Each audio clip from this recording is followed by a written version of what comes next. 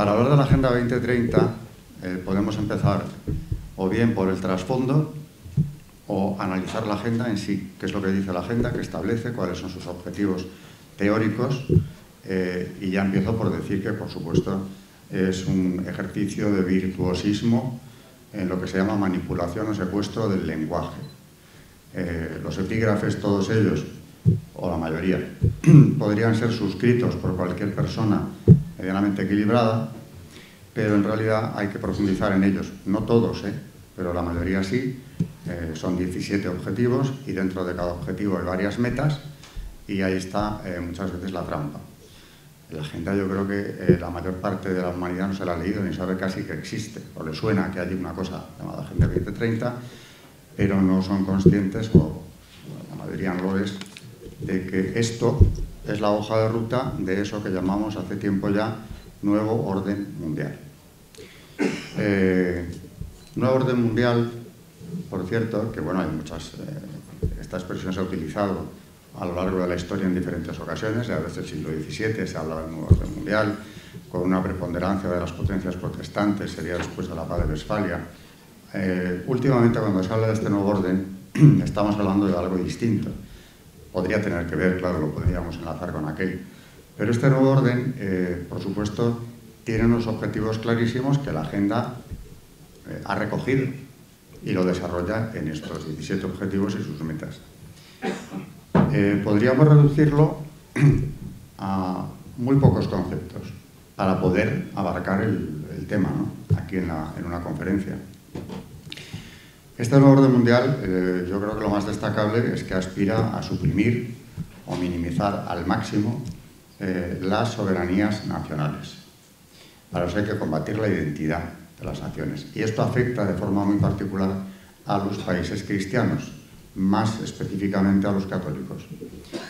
Así que eso del nuevo orden mundial tiene como objetivo final conseguir una concentración de poder como no se ha visto aún con un gobierno único, aunque se contempla la posibilidad de que por el camino se vayan estableciendo un mínimo de gobiernos hasta llegar a tener uno. O por lo menos que encubiertamente sea uno el que tome las decisiones. No va a ser nada democrático, por supuesto. Hablando de la democracia, lo que están haciendo es utilizarla desde hace mucho tiempo y escudarse detrás de esto. Pero estas élites, como decía el cardenal Miller, se autoproclaman. Naciones Unidas, la Organización Mundial de la Salud, por ejemplo, es algo en teoría privado. Y ya aspira este organismo a, en caso de pandemia, que la pueden provocar cuando les parezca oportuno, asumir la soberanía, o sea, el gobierno mundial. Un organismo que hay que ver quién está ahí sentado. Bueno, ese es un ejemplo de cómo funciona esto. No son elegidos, ni lo van a ser nunca. Son élites autoproclamadas. Eso que se llama gobernanza mundial, que lo ha descrito bastante bien, aunque tampoco se le da demasiada prensa, porque no conviene asustar, el fundador del Foro de Davos, Klaus Schwab. Y él habla de una organización mundial en la que habría multinacionales, organismos internacionales también, por supuesto mediatizados desde la sombra por estos otros organismos, lo que es el Foro de Davos llevado a la práctica y con poder político, que ya tiene mucho, pero podría llegar a tener más. Las organizaciones internacionales, por supuesto, estamos pensando todos en las mismas. Ante todo, Naciones Unidas, que es la madre de este proyecto, y la Unión Europea, que lo ha ido implementando siempre que ha tenido ocasión. Una cosa es que una resolución del Parlamento Europeo se convierta en ley inmediatamente y otra que sea una resolución que aspira a convertirse. Es el caso de los nuevos derechos, de los que ya hablaré también. El nuevo orden, no me cabe la menor duda de que es un proyecto, y en esto suscribo las declaraciones del cardenal Miller de hace un año aproximadamente, que publicó el debate entonces, en septiembre del año pasado, donde decía que este nuevo orden es un proyecto diabólico. Y lo aclara mejor diciendo que es una pesadilla hecha realidad. Responde a un pensamiento diabólico destructivo y no teológico. Añade más tarde, las élites financieras y políticas autoproclamadas quedan como sujetos pensantes y controladores. Tiene el precio de despersonalizar a las masas. Ya no hay persona, no hay inmortalidad del alma.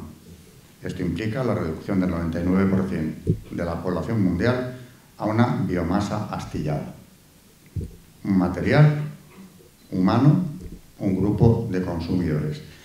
Con lo cual, lo que hay aquí, por supuesto, desde el principio, es un intento de arrasar con el concepto antropológico cristiano, con todo lo que eso conlleva, la dignidad de la persona. Por eso, claro, dice el cardenal, no hay inmortalidad del alma. Si estamos implementando la cultura de la muerte, porque ya los últimos papas se enfrentaron a esto, Juan Pablo II, Benedicto XVI también, evidentemente, ¿dónde queda la dignidad humana? La legislación que padecemos hace ya tiempo indica claramente que es así. Esa cultura de la muerte parte de la base de que, como decía el cardenal hace un año, ¿no?, la humanidad queda reducida a una biomasa astillada, sujetos a los que utilizar y siempre a los que poder controlar. Eso de la población, el control de población, que naturalmente responde a un objetivo claro de la agenda, es evidentemente conseguir no solo que se reduzca la natalidad, en muchos países como el nuestro ya lo han destruido. La tasa de natalidad se perdió, incluso la de sustitución. Esto era un objetivo que tenían para toda Europa, sobre todo para Europa, pero en realidad es para el mundo. Podríamos pensar, si nos atenemos al inicio de este recorrido, que sería con el informe Kissinger del año 74, donde ya se habla de que la gran amenaza de la seguridad de los Estados Unidos es nada menos que el crecimiento demográfico en el tercer mundo. ¿Por qué? Porque, claro, van a encarecer las materias primas que ellos tienen, si siguen creciendo. Y lo han presentado así, solo que hay mucho más detrás de esto. No solamente hay un proyecto malthusiano y una concepción del hombre como una especie de plaga de la tierra que hay que controlar, porque el proyecto tiene un ingrediente panteísta muy fuerte, sino que realmente esto luego lo han aplicado no solo al tercer mundo, donde se impone, porque las ayudas llegan al tercer mundo si es que aceptan esta legislación. Por ejemplo, la ideología de género, la educación en las escuelas tiene que implementarse igual que en Europa, igual que en América. En África lo están haciendo por la fuerza. Hay un chantaje claro a los países más débiles, precisamente para conseguir que esto se implemente, pero es que en Occidente la campaña no ha sido menos fuerte. Entonces hay que pensar que lo que se quiere es invertir el orden natural, empezando por los países desarrollados y luego, por supuesto, claro, de ahí irán cayendo todos los demás.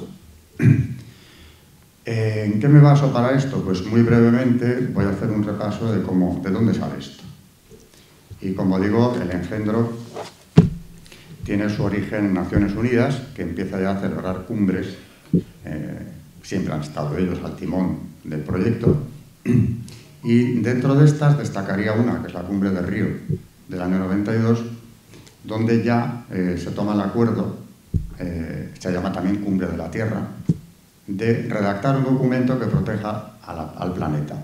Y de ahí sale la Carta de la Tierra, un documento panteísta, donde por supuesto, claro, la dignidad del hombre no aparece por ningún lado, que ya en ese momento se establece que tiene que haber, o hubo al final de la cumbre, una declaración y un programa de acción.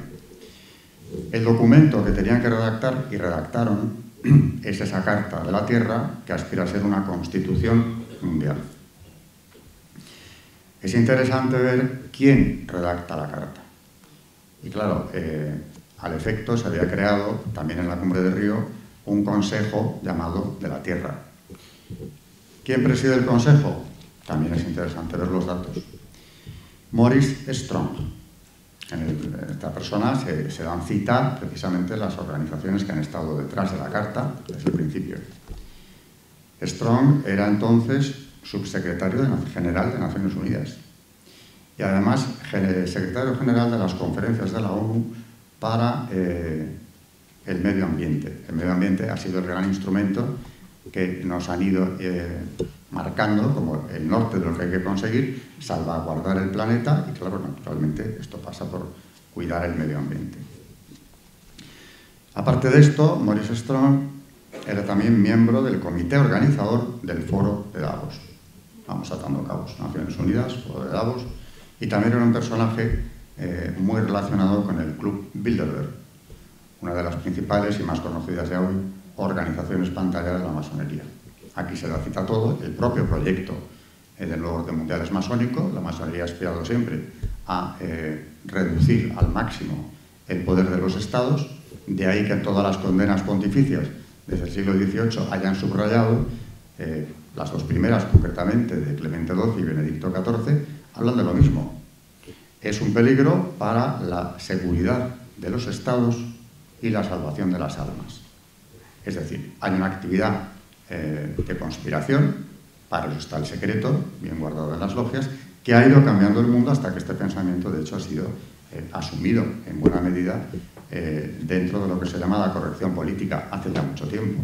O sea que ahora el camino está bastante trillado para poner en práctica algo que ya el fundador de los Iluminados de Baviera, Adam Weishaupt, en el siglo XVIII, hablaba de que había que conseguir un grupo de hombres que controlase el poder mundial para ir estableciendo el pensamiento de los Iluminados, en este caso, o Illuminati, como se les suele llamar más, que no son ningún mito, aunque se les ha presentado con ropajes muy distintos a lo que fueron, pero que han dejado su impronta. Realmente no era nada más que una obediencia masónica que aspiró a controlar a todas las demás. Pero este pensamiento lo comparten a día de hoy, lo siguen compartiendo, y por supuesto, en cuanto a antropología, la masonería sigue lo mismo, rechazando el principio cristiano de lo que es una persona. Por eso, entre otras cosas, han vuelto a recibir una condena de la Santa Sede, cuando ya no se esperaba que vinieran más, pues hace unos días, el 13 de noviembre, última condena de doctrina de la fe. Bueno, junto a Maurice Strong, que preside el Consejo de la Tierra, esta carta está redactada principalmente por Gorbachev, el padre de la perestroika, muy bien visto en Occidente por aquello de que, sin él buscarlo, pero acabó con la Unión Soviética. Y luego, importante también el dato de que participaron en la redacción de la carta las representaciones, por aquello de darle más presencia a Naciones Unidas, las representaciones en este organismo norteamericana y brasileña.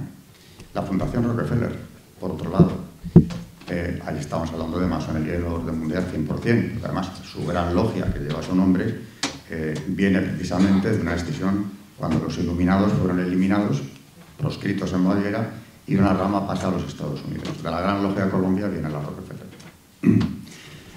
También en la redacción de la carta interviene la International Planet Parenthood. Creo que hay poco más que añadir, porque si para hablar de población tenemos que meter en la redacción de esta constitución de la carta a la mayor central abortista del mundo, ya vemos claramente cuáles son las intenciones.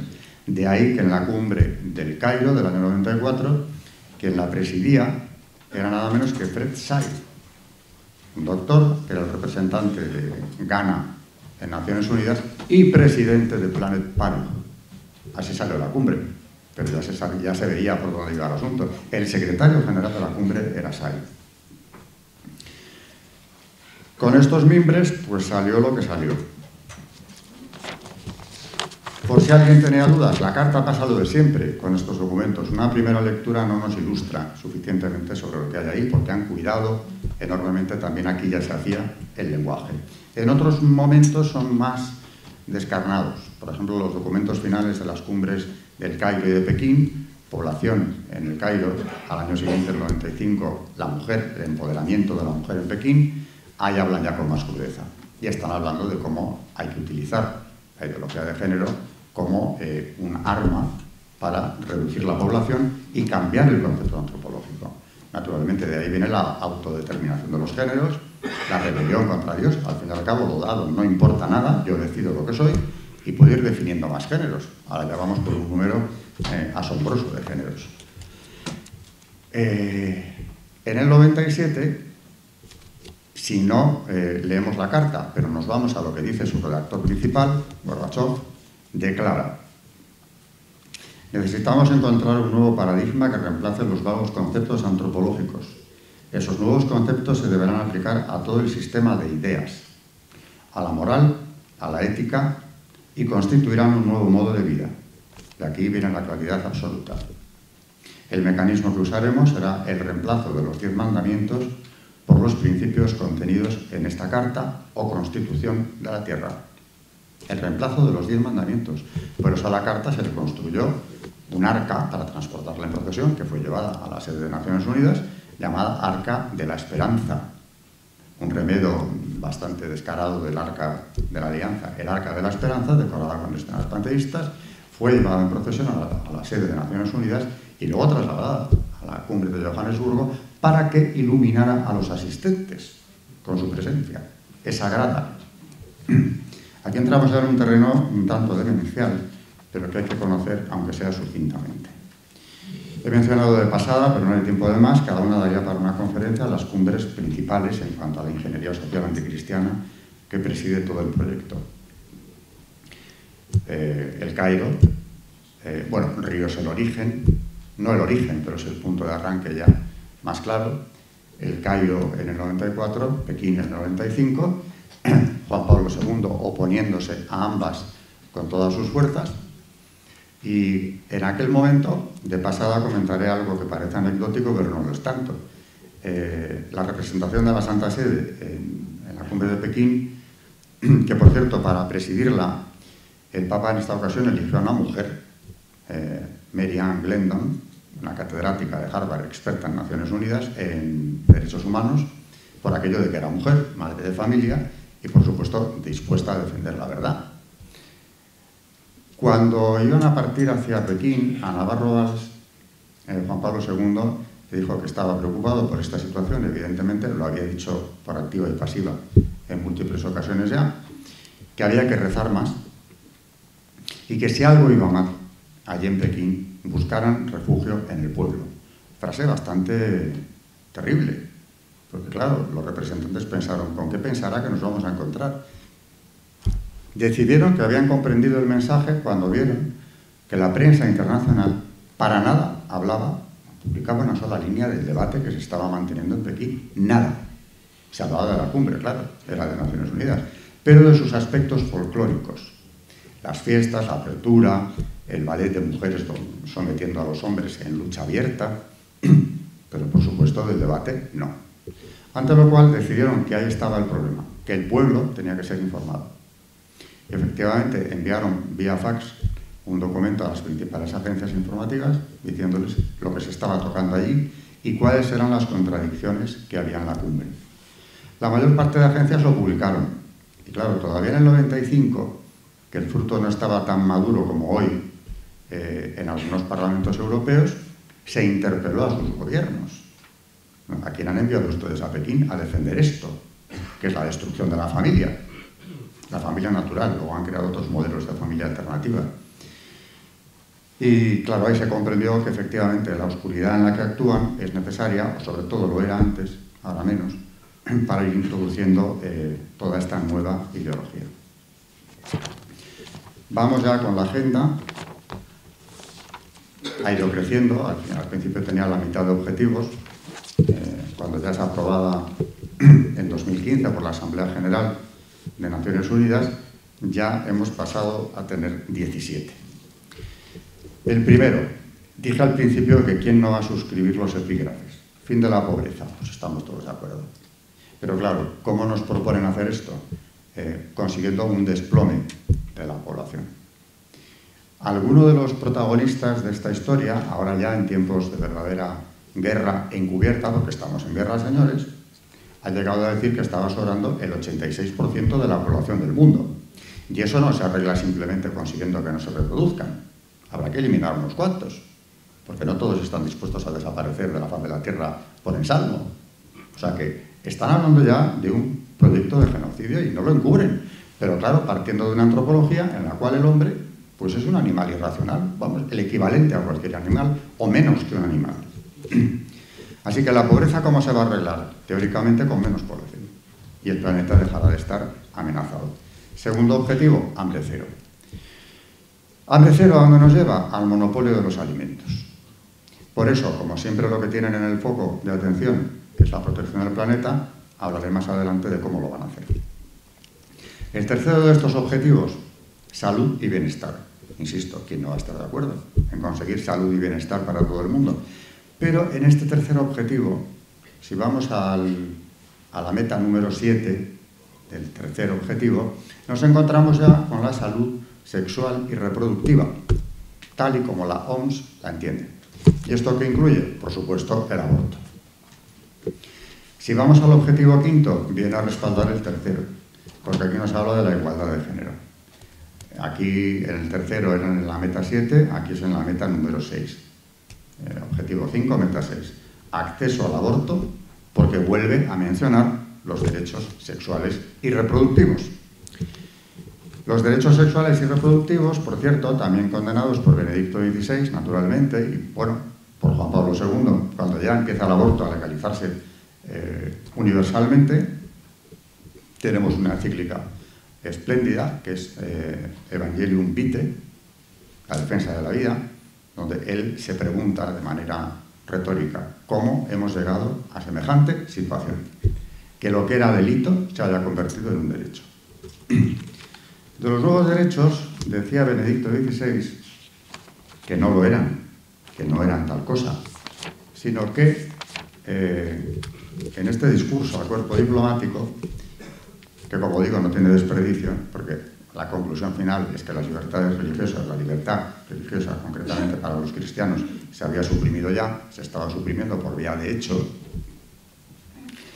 decía, menos justificables que los ataques a la misma libertad religiosa son los intentos de oponer al derecho a la libertad religiosa unos derechos pretendidamente nuevos, promovidos activamente por ciertos sectores de la sociedad e incluidos en las legislaciones nacionales o en directivas internacionales, pero que no son, en realidad, más que la expresión de deseos egoístas que no encuentran fundamento en la auténtica naturaleza humana.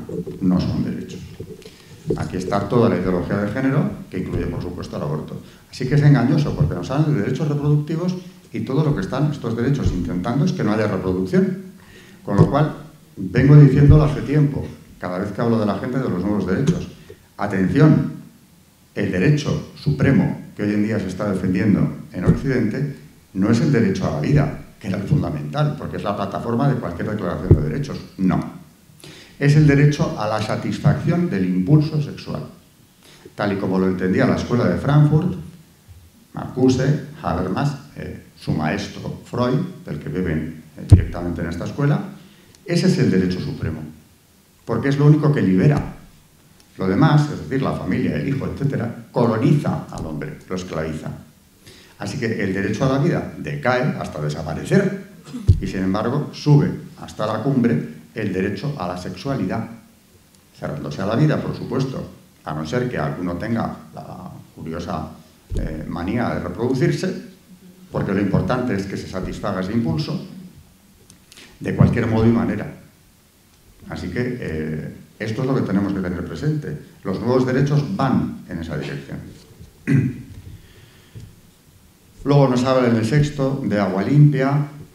Esto es estupendo porque el agua limpia lo que nos lleva es a la privatización del agua, que ya se está llevando a cabo, porque de hecho cotiza en bolsa a futuros, pero cotiza en Estados Unidos ya.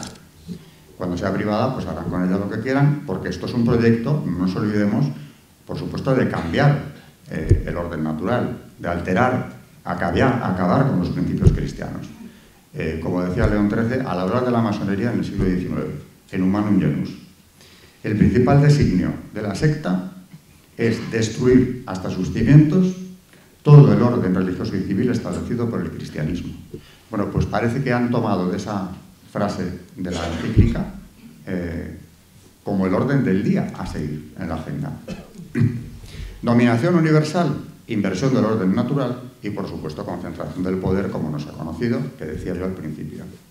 El séptimo, energía asequible y no contaminante. Esto les va a venir muy bien para lo que viene después. Industria, innovación e infraestructura. Aquí, naturalmente, en esa reforma de la industria también se habla de la tecnológica. Esto va a amparar el transhumanismo y la inteligencia artificial llevada a sus últimos extremos. Reducción de las desigualdades. ¿Esto qué quiere decir? Estamos ya en el 10º. Pues que para que no haya desigualdades lo que tiene que haber es leyes únicas para todos los países. Es un ataque frontal a la soberanía nacional. Que nos afecte directamente y que ya empieza a verse asomar en el 11º nos habla de ciudades sostenibles. Para conseguir lo que se hace, las llamadas ciudades de 15 minutos, que son guetos. No podremos movernos más allá de la distancia que podamos recorrer a pie o en bicicleta, que no en otro medio, en 15 minutos, lo cual nos da para no recorrer ni nuestro barrio, en muchos casos. De ahí no podremos salir. Habrá controles tipo aduana, con cámaras, por cierto, para controlar la entrada y salida de los habitantes de ese espacio, en el que supuestamente, no sé para qué tipo de estúpidos creen que están hablando, el ciudadano tendrá de todo. Escuelas para sus hijos, si es que hay hijos, centro de trabajo, centro médico, todo lo que uno pueda necesitar estará concentrado en su barrio. Y se le dará la oportunidad de salir unos periodos de tiempo limitados. Esto se ha intentado ya en este año en Oxford, y también no solo en la ciudad, sino en el condado de Oxford, porque aparte de las ciudades de 15 minutos hay territorios de 45, que ocurre lo mismo, el territorio que yo en mi entorno fuera de la ciudad pueda recorrer en ese tiempo a pie o en bicicleta. Bueno, en Oxford la reacción popular ha sido de tal envergadura que de momento han paralizado la aplicación de las medidas, porque han sido destruidas todas las cámaras que estaban instaladas dentro de la ciudad, con puestos de aduana. Naturalmente de esto se informa tan poco como de todo lo que no les interesa a la gobernación mundial. Yo tengo unos sobrinos carnales que viven en Londres y se han enterado por mí de lo que estaba pasando en Oxford. Es decir, que se oculta sistemáticamente todo lo que les pueda distraer del cumplimiento, si es que es tan positivo y tan bueno lo de las ciudades de 15 minutos, porque no hablan de lo que está pasando en Oxford. Naturalmente también se está aplicando en algunos barrios de Milán, en París. Por supuesto, Macron es un adelantado en esto. Y aquí en España, el alcalde de Las Rozas dijo hace unos meses que la primera ciudad de 15 minutos perfecta iba a ser aquella. 13º objetivo, acción por el clima. Esto, naturalmente, tiende a desmontar lo que quede de la industria. Es una cruzada contra la energía nuclear. Y, lo que es más peligroso, y además inhumano, acabar con la ganadería y con la agricultura. El sector primario está a punto de desaparecer y los ataques que está sufriendo en España ya son visibles, precisamente porque nos llevan años lavando el cerebro con que la ganadería es contaminante. Quizás seguramente muchos recuerden que los gases de las vacas eran muy preocupantes para la humanidad. La ganadería y la agricultura, ambas cosas. Con lo cual, eso trae ruina, porque lo que hay que recuperar es la naturaleza salvaje, los bosques. Y claro, la agricultura y la ganadería están ocupando un espacio que antes era totalmente salvaje. Con esto viene la ruina de muchos países, concretamente España, que verá desaparecer una de sus principales fuentes de ingresos, tradicionalmente, y la forma de vida de miles de españoles y de otros países también, que no podrán vivir de esto y tendrán que irse a vivir a esas ciudades, a esos guetos. Bueno, la libertad humana queda muy restringida porque es cambiar toda una cultura de estados enteros, regiones enteras. En Holanda, el gobierno se planteaba hace unos meses expropiar nada menos que 3.000 granjas, que en un país de esa extensión deben ser la totalidad prácticamente, y esto provocó un movimiento ciudadano del que ha nacido un partido político para impedirlo. También el proyecto de esa nacionalización está semi-bloqueado, o lo han ralentizado precisamente por esto. En la acción por el clima, aparte de la ganadería y la agricultura, hay otras dos amenazas para ellos muy graves, que es la movilidad del ser humano. La movilidad contamina. Nos lo están diciendo cada vez de manera más clara. Entonces, ¿qué hay que hacer? Pues controlar el automóvil, que da independencia a la persona, le da la posibilidad de desplazarse. Esto está en plena consonancia con las ciudades de 15 minutos, porque yo no puedo ir con mi coche aquí o allá. Es que dentro de mi propia ciudad tengo mi ámbito de movimiento, mi espacio. Pero claro, a la larga, ¿qué pasa? Que los viajes se reducen a la mínima expresión. Y a la vez que el automóvil, otro de los grandes enemigos del globalismo, es el avión. Por eso ya en Francia, como digo, pionera en estos momentos, los vuelos nacionales, los vuelos domésticos, prácticamente están en vías de desaparecer. También Macron ha apoyado, la Asamblea Nacional aprobó esta norma de que desaparecieran los vuelos domésticos por aquello de que contaminaban. Ingenuamente la Unión de Aeropuertos francesa acudió a la Unión Europea reclamando que esta ley francesa no se aplicase porque era la ruina de todo el sector. Y claro, parece que no saben en qué mundo viven. ¿Qué iba a decir la Unión Europea? Que esa ley estaba muy bien hecha. Así que se acabó. Pedro Sánchez ya nos ha explicado que en breve lo de Francia se va a aplicar aquí. Así que quedarán, de momento, trenes que no contaminen y, bueno, para vuelos muy largos. No se me ocurre muy bien a dónde, donde no haya un AVE que nos lleve en 2 horas y media, que es mentira, porque en 2 horas y media no llegamos a todos los puntos de España. Pero bueno, ya lo vestirán como sea. Reducir la movilidad al máximo. Y tendremos que ver si esto nos impide, y ya está empezando la desaparición del sector primario. Esto lo refuerza el objetivo 15. Vida de ecosistemas terrestres, sostener los bosques, luchar contra la desertización. Para eso cuentan ya, porque siempre tienen estos organismos internacionales apoyando, con la Ley de Restauración de la Naturaleza de la Unión Europea, que ya está aprobada y nos afecta también a nosotros. Para recuperar la naturaleza, para restaurarla, ¿qué hay que hacer? Pues permitir que esa naturaleza salvaje se adueñe de territorios que tienen que ser abandonados por los que los cultivaban o los explotaban hasta hace poco. Lo del agua se compagina con esto. Por eso hay otro proyecto europeo, AMBER, que es el de destrucción de las presas. España es líder en esto. Televisión Española, en medio del gobierno, pues el año pasado proclamaba que España se había establecido como un referente europeo al ser el que más presas había destruido. Lo llaman obstáculos fluviales. Este gobierno, bueno, el de Pedro Sánchez anterior, había destruido en el año 21 108 presas en España, de lo cual tampoco se suele informar mucho, por aquello de que los ríos tienen que recuperar su cauce. En España no va a haber ningún río que recupere su cauce porque no hay ríos. Tenemos muy pocos y los que tenemos ya vemos cómo son. No hay más que cruzar los Pirineos y ver lo que es un río. Aquí tenemos unos ríos con los que nos hemos defendido como hemos podido hasta hace poco.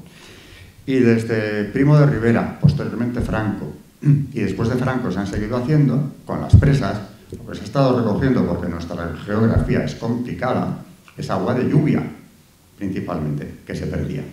Bueno, pues ahora no se va a recoger porque las presas se van desapareciendo. Si en el 21 eran ya 108, se ha duplicado el número. O sea que, mientras se está financiando, por parte del gobierno español, la construcción de presas en Marruecos. Aclarémonos, ¿son buenas o malas? ¿Quieren fastidiar al vecino del sur o le están ayudando? Porque lo que destruimos aquí se construye en Marruecos. El objetivo 16 es paz, justicia e instituciones solidarias para desarrollar la gobernanza mundial. Porque la paz, la justicia y las instituciones solidarias es naturalmente que haya unas instituciones cada vez más comunes, no solo en la Unión Europea, sino a nivel universal, que al final nos encontraremos con que el gobierno mundial está hecho ya. Y el último objetivo, alianzas para lograr los objetivos, los 16 anteriores. Estas alianzas, ¿qué ocurre? Pues que se van a fortalecer con legislación. Y finalmente, gracias a esto, pues tendremos lo que había que haber evitado a toda costa, la desaparición del principio de subsidiariedad. Que la agenda santecristiana se ve no solo en la aplicación de los derechos sexuales y reproductivos, no solo en la implantación de la cultura de la muerte, que por supuesto he empezado por ahí porque es lo más visible y lo más escandaloso. Se ve también en la supresión de las libertades, no solo la religiosa, sino las libertades a secas, que hasta ahora más o menos han estado garantizadas. Y a la larga, ya en Caritas in Veritate, advertía Benedicto XVI, como digo, le estoy citando hoy mucho, porque también Juan Pablo II podía ser ampliamente citado, hablando del principio de subsidiariedad a nivel internacional, porque hay que aplicarlo a ese nivel también, decía: para no abrir la puerta a un peligroso poder universal de tipo monocrático, el gobierno de la globalización debe ser de tipo subsidiario, articulado en múltiples niveles y planos diversos. Es decir, que lo que se aplica, o se debería aplicar a nivel nacional, el principio de subsidiariedad, respetando a los cuerpos intermedios, decía el Papa que habría que aplicarlo a nivel internacional y decía por qué también. Dicha autoridad deberá estar organizada de modo subsidiario y con división de poderes, tanto para no herir la libertad como para resultar concretamente eficaz. Si es que buscamos el bien común, que es lo que acaba de decir un poco más arriba, que debería ser el objetivo de todos los gobiernos, en realidad. No, pero es que no es eso lo que se busca. Así que el aviso está dado y, por supuesto, tenemos una demostración muy clara de que se va cumpliendo. Muchas veces las encíclicas en los documentos pontificios han sido proféticos. En el año 31, y ya con esto voy a ir acabando, Pío XI, en 40º anno, estoy refiriéndome mucho a la documentación pontificia, puesto que el título de mi conferencia es un documento anticristiano que estamos analizando. Pío XI hablaba en el 31, 1931, va a ser un siglo, de un dominio ejercido de la manera más tiránica por aquellos que, teniendo en sus manos el dinero y dominando sobre él, se apoderan también de las finanzas y señorean sobre el crédito, y por esta razón administran, diríase, la sangre de la que vive toda la economía, y tienen en sus manos así como el alma de la misma, de tal modo que nadie puede ni aún respirar contra su voluntad. Nos está hablando de una desaparición de las libertades. Y acaba diciendo en este párrafo: se entabla luego el rudo combate para adueñarse del poder público. Esto se veía venir en la primera mitad del siglo XX. Lo estamos viendo llegar a su culminación. Por aquel entonces nadie había enumerado ni definido eso de los derechos sexuales y reproductivos. Aquí ha tomado el relevo un organismo que no existía en 1931, que son las Naciones Unidas. Como intermedio tuvimos la Sociedad de Naciones, que alguien calificó también de el Estado masónico. Fracasaron estrepitosamente en el periodo de entreguerras, pero inmediatamente después los mismos de siempre volvieron a la carga creando las Naciones Unidas, que yo no discuto que algunos logros tengan, pero es quien han arbolado esto, quien ha sabido camuflarlo de manera inteligente. Para esto se han movilizado verdaderas fortunas, es lo que hay detrás de todo el proyecto. Por ejemplo, pues se me ocurre mencionar de pasada, ya al final, el Instituto Tavistock de Londres, Instituto para la Psicología. Va a ayudar muchísimo a la humanidad. Pero claro, de lo que más se han ocupado en su ya larga trayectoria es de ver cómo se puede vencer la resistencia del ser humano. Y descubrieron algo que no hacía falta en el instituto, que se ha sabido ya de antiguo, ¿no? El miedo es el arma más importante. Así que ese, de momento. Y luego se procede a un lavado de cerebro, como decían en la cumbre de Pekín, utilizando todos los medios a su alcance, los gobiernos. ¿Qué medios son estos? Los medios coercitivos. El entretenimiento, la cultura, la comunicación. El entretenimiento, subrayo porque está así mencionado en la cumbre de Pekín, las series que todos vemos frecuentemente en cualquier canal de televisión. Ese entretenimiento va calando y es complementario de lo que se está viendo en las escuelas. La educación en esos contravalores. Que el proyecto es tiránico, acabo del todo con dos ejemplos. Y todavía me va a sobrar algo de tiempo. Uno muy reciente. En agosto de este año, la relatora de la ONU para la libertad de expresión, atención, la relatora para la libertad de expresión, Irene Khan, ha propuesto acabar con la libertad de expresión. De aquellos, no de todo el mundo, sino de los que estorban. Dice ella que de aquellos que se oponen a la ideología de género, aunque no lo dice de esta manera, lo dice de la siguiente. Lo que viene a decir es que todos los que defiendan unas ideas excesivamente tradicionales del matrimonio, la familia y la sexualidad deben ser acallados. Esos no tienen derecho a la expresión, no deberían tenerla. Los que hablen en este sentido, en un sentido excesivamente tradicional para esta señora, lo que están haciendo es una desinformación sexista, argumentando que además es una forma de violencia de género. Si yo defiendo el matrimonio o la familia que ellos llaman tradicional, es decir, la familia, estoy cometiendo violencia de género. Es decir, soy punible, entro en el marco de lo delictivo, que es algo que van.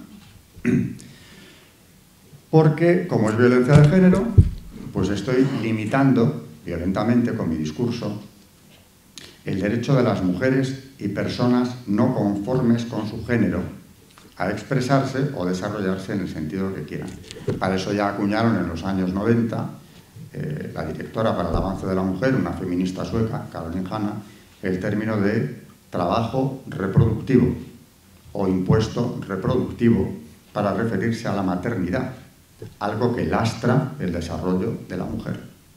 No es que sea la culminación de una vocación propia de la mujer, es algo que lastra su desarrollo. Claro que esto que acaba de decir Irene Khan, que es verdaderamente aterrador, estarán de acuerdo supongo, tiene precedentes muy claros. Hillary Clinton en 2015, en el Lincoln Center de Manhattan, en la cumbre para el Estado de la Mujer, la sexta cumbre, es una cumbre anual que se viene celebrando hace años, dice lo siguiente: ha sido candidata a la presidencia de los Estados Unidos y este pensamiento no está muy alejado de lo que se piensa ahora mismo en la Casa Blanca. Lo que pasa es que no se han atrevido a ponerlo blanco sobre negro y ejercerlo. En la práctica lo hacen, pero de manera más subliminal, por hablar de alguna manera. Atención a sus palabras. Los códigos culturales profundamente enraizados, las creencias religiosas y las fobias estructurales, atención que ha equiparado fobias estructurales con las creencias religiosas, han de modificarse. Los gobiernos deben emplear sus recursos coercitivos para redefinir los dogmas religiosos tradicionales. Así que los católicos no vamos a necesitar una santa sede y una jerarquía eclesiástica para nada. Teniendo un gobierno que nos dice lo que tenemos que creer, hemos acabado antes. Si al final este gobierno es uno, o el mínimo de gobiernos a nivel mundial, pues es facilísimo coordinar con la agenda lo que tenemos que creer y lo que no. Irene Khan ha dado cumplimiento, o intenta, o vuelve a la carga sobre lo que la señora Clinton decía en 2015, cuando ha hecho estas declaraciones. Y las está haciendo una relatora de Naciones Unidas. Es decir, que si triunfa esta postura, en breve, y gracias a este apoyo, desde luego valioso, en Naciones Unidas, yo no podré decir las cosas que estoy diciendo. Es decir, ¿qué es lo que utilizan al final? La mordaza. Eso de las libertades no les gusta. Ya lo dijo Benedicto XVI. Lo están demostrando cada día que pasa de una forma más clara. Y claro, el gran instrumento, siempre naturalmente muy vendible por aquello de que los enunciados son todos ellos asumibles, hasta que no analizas bien lo que hay detrás, mucha gente no sabe lo que son derechos sexuales y reproductivos. Puedes pensar que es algo contrario a lo que es. Pues no hay alarma. Pero claro, hay que seguirlo. Y acabo, ya que hablamos de cristianismo, con una cita del padre Sanauja, que sin él saberlo fue un auténtico maestro para mí, Juan Claudio Sanauja, que en una entrevista aquí en Madrid, esto no está en ninguno de sus libros, aunque lo dice por activa y pasiva en cualquiera de ellos, El desarrollo sustentable, Poder global, Religión universal, son los dos más conocidos, luego colabora en otros, pero estos son suyos, difíciles de encontrar, por supuesto, ahora. En aquella entrevista aquí en Madrid dice: para quienes llevan la agenda, él hablaba del nuevo orden mundial, pero esto se puede aplicar a la Agenda 2030, la desaparición de la Iglesia Católica es un imperativo, porque ya es el único freno. Así que claro, cuando también en este año, en enero, se cumplirá el año en la fiesta de la conversión de San Pablo, el nuncio apostólico en la Universidad de Abat Oliba del CEU, en Barcelona, decía que la Santa Sede no comparte todos los objetivos de la agenda. Bien está que lo aclare. Viene a dar una explicación que es así. Y es que, claro, son muchos, demasiados, dice él, objetivos, demasiadas metas, y esto crea una confusión grande. Y luego porque además la agenda propicia, también decía él, una colonización ideológica. Porque según quien esté financiando qué proyectos, irá aplicando la ideología de género, el tema del aborto, que lo mencionó expresamente, como está ocurriendo, por ejemplo, en África. Se les condicionaba, decía la representante de Nigeria en la cumbre Provida en la que estuve hace unos años en Bruselas, se les condicionaban las ayudas económicas al hecho de que implementaran las cartillas, como lo llamaba ella, en las escuelas, la educación sexual. Así que por todo esto, resumiendo lo que llevo dicho, en la agenda queda amparada la cultura de la muerte abiertamente, hay una suspensión de libertades ilimitada, incluyendo la movilidad. La libertad de pensamiento y de expresión queda por completo o aspira a ser zanjada, aunque la agenda no lo ponga, y hay un acercamiento a ese proyecto al que el cardenal Miller calificaba de pesadilla hecha realidad del gobierno único o una gobernanza más o menos encubierta que está ya funcionando. O sea que lo siguiente ya es darle forma de gobierno. Pero que funciona hace tiempo y lo estamos viendo.